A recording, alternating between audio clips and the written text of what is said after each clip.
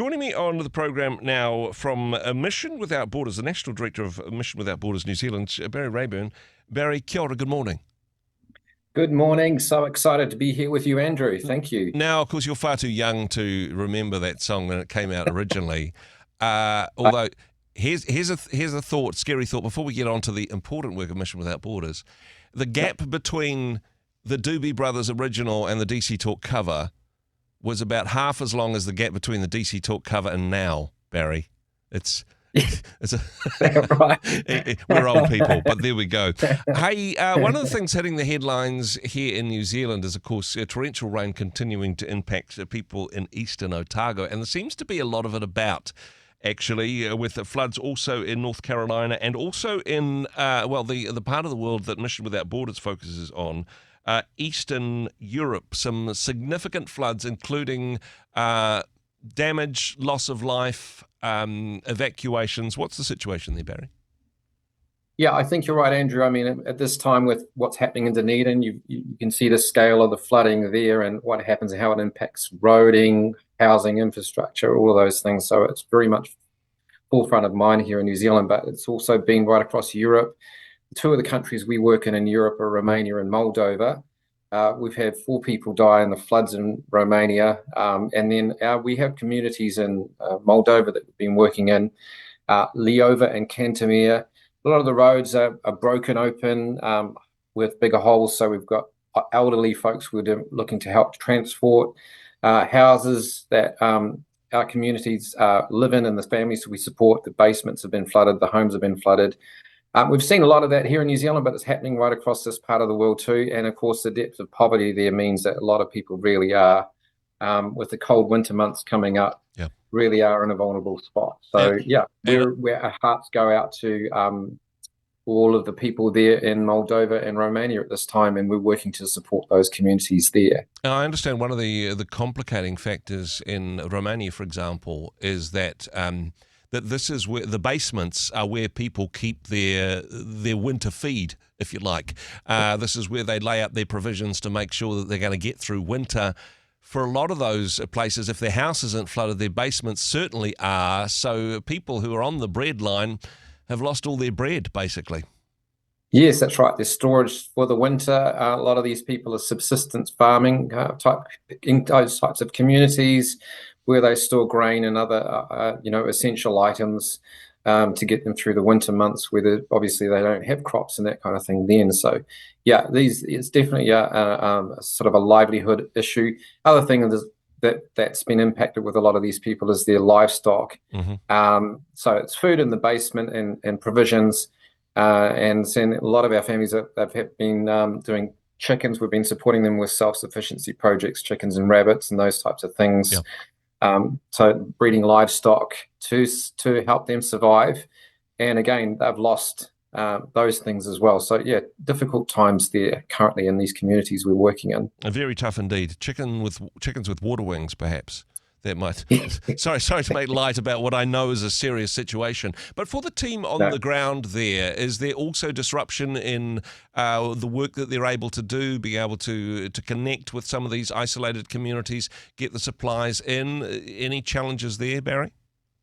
Well, fortunately, with Mission Without Borders, we do have teams of local people, pastors that we partner with, that people on the ground there that are continuing to work. So they're able to go and visit people, spend time with them, help them through these difficult times. So some of them are without electricity. So yeah, it's tricky to be able to do it. But the strength of the people working on the ground there, the support of the churches, the people that are working, that we can see their strength coming through. They're all stepping in to help. So it's a wonderful time of community supporting one another. Yeah. And that's what happens at these times when people tend to just sort of dig deep, step in to help out, and that's what's going on currently. And that's one of the fantastic things about Mission Without Borders. It is working with local teams, that the people who are helping those affected by the floods live in the same communities, possibly also with their own flood impacts, but wonderful to see communities working together. Something I wanted to chat about today is an initiative which is getting underway a little bit later this month, called the 7 Days of Courage. What's this about, Barry? Well, Andrew, firstly, let me say this is a really great opportunity to share about this. And I know we touched base over it when we were at Promise Keepers together, and I gave you the brochure, gave you a little bit of an outline of the initiative.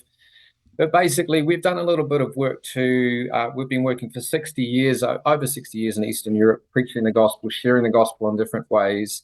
And we thought we'd pull on that experience and some of those missions learnings together to find some creative ways to help people. We've done a little bit of research. And then, so for what we've done, developed this initiative called 7 Days of Courage, little steps over a week-long period to help people grow in this space. A lot of people attend church. Some people attend church and they may have never had the opportunity to share their faith with others for various reasons. And the research shows us that in 2020, a survey done by the Jesus Film Project saying fear is the number one reason for not evangelizing. So building evangelistic courage is the purpose of this initiative. Just take little steps to build that courage up over time, and that's the idea of it. Just a brief clarification for the folks at home on this one. Is this 7 Days of Courage for people in Eastern Europe, or is this focused on boosting our courage to evangelize in this part of the world as well? Yeah, so this is a local church-based, New Zealand-based initiative to encourage local churches to reach out to unsaved people in their community, friends, loved ones, family members, people into the community. So we're looking to engage churches with this. But then also look, as a final step of the challenge, the seventh step is to ask people to consider taking the step to consider sponsoring a family. We have the story of a young man in one of our countries, Bosnia, that came to Christ, and we share the story of how that happened. And we have a video that we play, we ask churches to play and so forth as people to build that bridge with our work, but then also to encourage evangelism and missions in our own backyard here. And, you know, New Zealand is becoming a global community right here. There's so many people from other parts of the world now right here in New Zealand. It very much is missions without borders, and not only helping people in Eastern Europe, but encouraging people here in Aotearoa to reach out to, perhaps people from migrant communities in our neighbourhood, especially as we're approaching Christmas. That's a good excuse and opportunity to have a conversation about what Christianity is all about, right?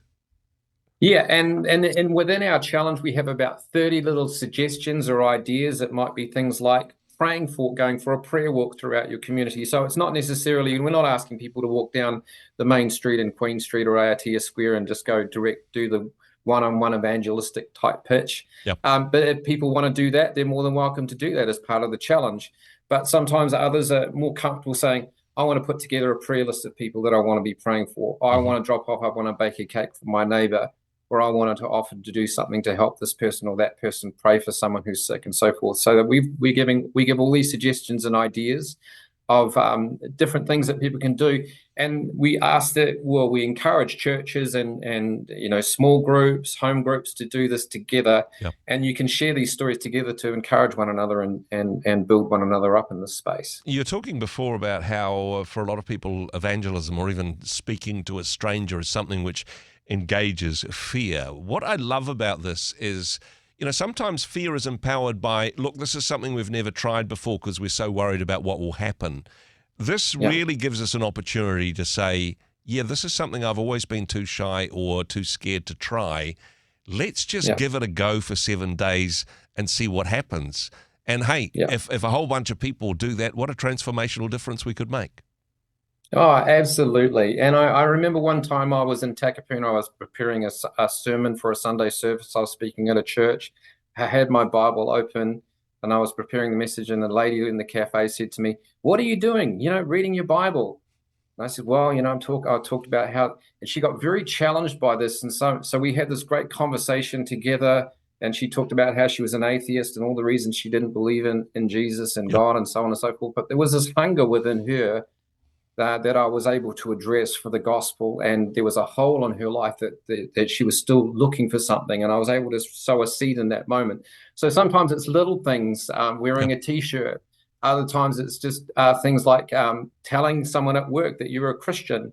Some people haven't even shared with others at work in their workplaces that they went to church on Sunday or that they are a believer. So these kinds of things, just to say, pick a little step, have a go at trying to do this. It doesn't have to be the big preaching to the masses type situation. It can be just something very small sometimes. That's such a good idea. I should check that out, actually try and see if I can evangelize some of my co-workers here at Rhema Media. Sorry, joking aside on this one.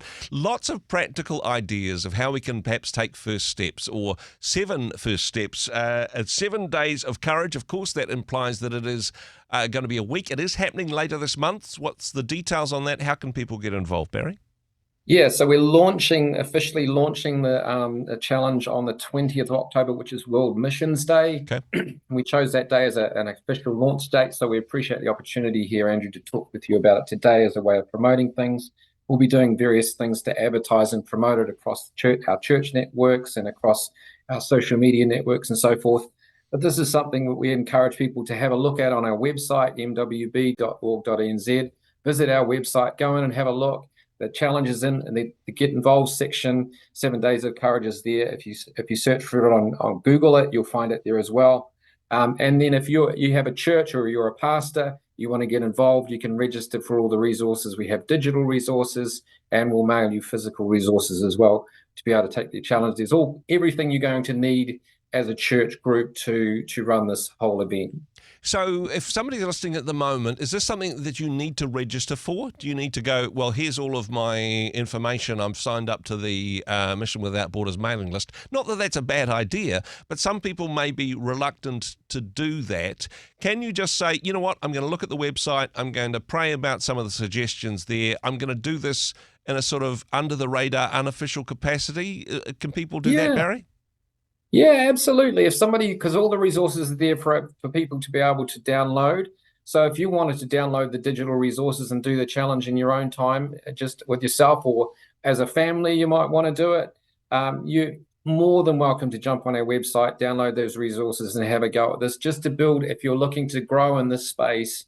We're not looking necessarily for evangelist superstars right from the get-go. We're looking to just ordinary people that have never done anything, wanting to take a little step in that direction.